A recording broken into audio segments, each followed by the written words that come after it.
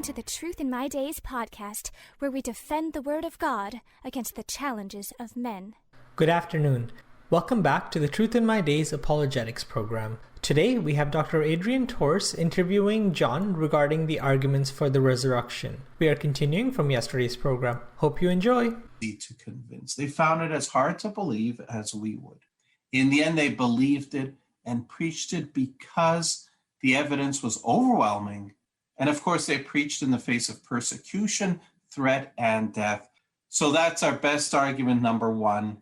And this is not order of importance. It's just number one in terms of numbers in which we're describing them. Best argument, number one, the eyewitness testimony. What do you think?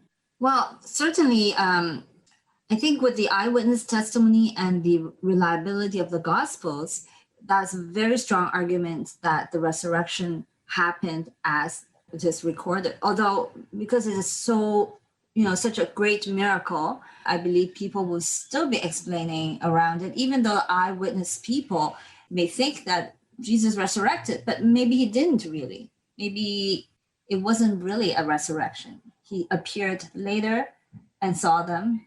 It's just their interpretation of the event. Okay, but they saw him dead.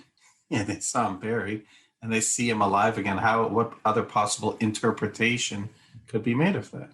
Well, such as maybe he didn't really die.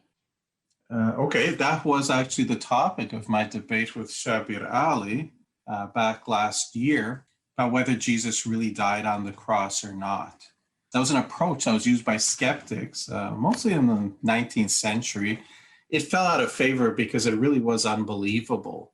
The idea that a man who was close to death, but still not quite dead, he swooned on the cross, and he was still alive when they took him down, and they buried him, wrapped him in spices, and put him in the tomb, put a giant rock in front of it, and somehow he revived, got himself out of those wrappings, pushed the rock away, showed up and convinced his disciples that he was alive. It seems so incredible, so unlikely that even the skeptics really have, for the most part, stopped using this argument. But we have more. As I pointed out in my debate, John records that one of the Roman soldiers shoved his spear into Jesus' side to make sure he was dead, and what came out was blood and water. So when you have this separation of the blood this way, it's a guarantee he's dead. We'll talk about this more in a future program where we talk about whether Jesus could have survived on the cross or not. But you can see the video up on our website, my debate with Shabir Ali, for more details about that. There are, of course, skeptics who don't want to accept this. And yes, they have cooked up all sorts of alternate explanations, and another program will look at that as well. When you think about it, attempts to get around the resurrection because it's so incredible, once we acknowledge that God exists, it's not that incredible anymore. God can do miracles. God can bring people back from the dead. So really, we do need to go with what the evidence says. And what these arguments are trying to show is that, in fact, the best conclusion, the only valid conclusion, is that indeed Jesus rose from the dead. Our second argument, second of the best arguments, best argument number two, is the early dates of the gospel books. They are significant in terms of their status as eyewitness testimony. If the gospel books were written after the death of the apostles, then of course they couldn't be eyewitness testimony. And so liberal scholars in the 18th century invented dates for these books. They said that Matthew was written in the year AD 130, Luke in AD 150, Mark in AD 160, and John to AD 160 or 170, well out of eyewitness testimony. And this was deemed the assured results of critical scholarship. Now, it wasn't based on actual results of critical scholarship. They're essentially made up out of whole cloth. Why 130? Well, if they assume that Jesus died in the year 30, they thought, let's just add 100 years to that to make sure it's out of eyewitness times. And bing, bang, boom, we've got AD 130 for the first gospel book. They never offered evidence to support any of these. However, we will have a detailed program looking at how we know when the gospel books were written. In this case, we don't have to spend a lot of time on this because manuscript discoveries in the 20th century forced even these scholars to admit that the gospel books were all written in the first century. They still try to keep them as late as possible. They will put Mark around the year 70, Matthew and Luke into the 80s, John into the 90s. And again, sadly, an awful lot of evangelical scholars blithely accept these late dates, which are decades after, as Bart Ehrman said. Are you saying scholars just make up these numbers? We'll get into this more when we're looking at how we know when they were written, but here's how they came up with the dates. First, they decided that Mark was written first. And so they have to put that at AD 70. Why AD 70? Because in Mark chapter 13, Jesus foretells the destruction of the temple. He says to his disciples, "Do you see these buildings here? I tell you, not one stone will be left upon another that will not be thrown down." Well, historically, that came to pass, and it happened in the year AD 70. So, if Mark was written before 70, that would mean that there was a genuine prophecy that came true. But liberal scholars don't accept that. They don't accept anything supernaturally. They don't believe that Jesus could have foretold the future. And so this book must have been written after the events had already happened. And at that point, the writers retro-dicted a prophecy into the mouth of Jesus. And so they say Mark couldn't be written earlier than AD 70. And they may go a few years earlier. They may go back as far as 66 when the Jewish rebellion against the Romans started, and say, well, maybe by that point they could see what was coming. But that's where these dates come from. They're not willing to move any earlier than a point where you don't have to admit that there was a genuine prophecy. Are you saying the scholars discount supernatural events in order to date the gospel, and then based on these dates, they discount the supernatural event in which Christ resurrected? Not exactly. They discount supernatural out of hand. That's their presupposition. Supernatural cannot happen. Therefore, there cannot be predictive prophecy in the gospel books. Therefore, any gospel book that has a prediction about an event could not have been written earlier than the actual time that that event happened. And that's where you get these dates.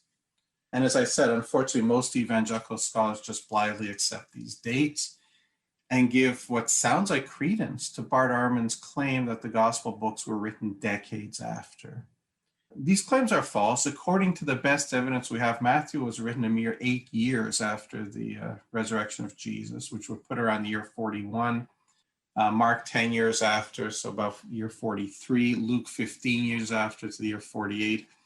And John 32 years after. So John was the last one, and that was written in the year, published in the year 64. But the dates you just gave us, are you basing this on internal evidence in the gospel, how they date it? How do you know those numbers are right? It's supported by 3 lines of evidence. 1 line is internal, 2 lines of external evidence. When we get to our series on how we know when the gospel books were written, we'll get into detail on that. For our purposes here, it doesn't matter, because even if we would assume that the gospel books were written at the time the liberal scholars say, it's still within eyewitness times.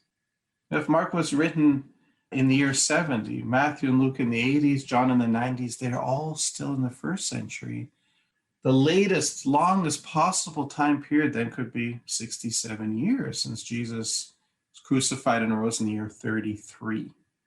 Now, people might think that that's a long time. Ehrman says 35 to 65 years after, and they think that that's a very long time. And the idea is to get you to think that people can't remember back that far. But the reality is, as you reach a certain age, you can. You're not going to remember what you ate for breakfast 35 years ago, but you'll certainly remember important things. 35 years ago for me, for example, is 1986, the year I got my first job after graduating university. I can tell you all kinds of details about that. 40 years would take me back to 1981. When I graduated from high school, started university, again, I could tell you all kinds of facts about my first day at university, my first year at university. 50 years ago would take me back to 1971, the year my family made our first visit to Hungary.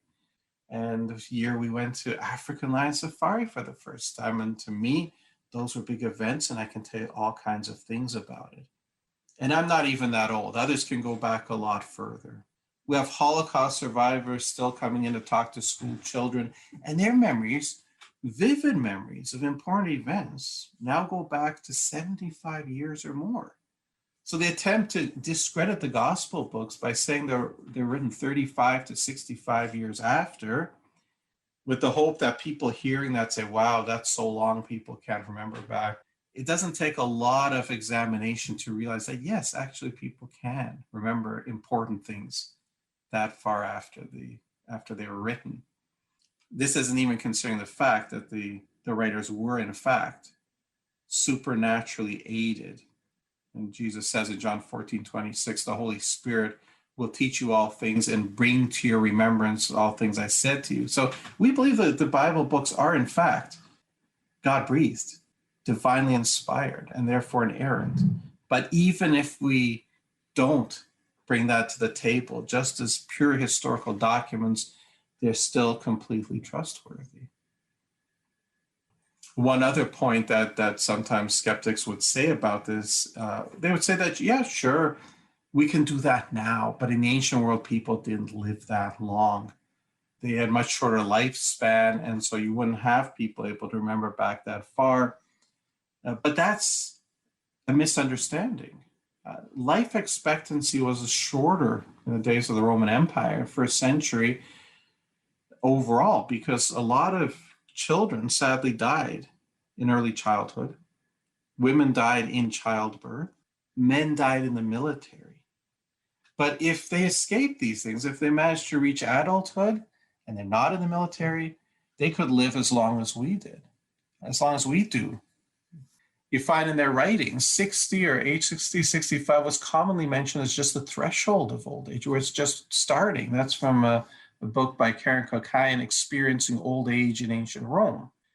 Another scholar, Robert McIver, calculated that if there were 60,000 eyewitnesses of Jesus during his time and his ministry on earth, after 30 years, 18 to 20,000 would still be alive. Even after 60 years, anywhere from 600 to 1,100 would still be alive.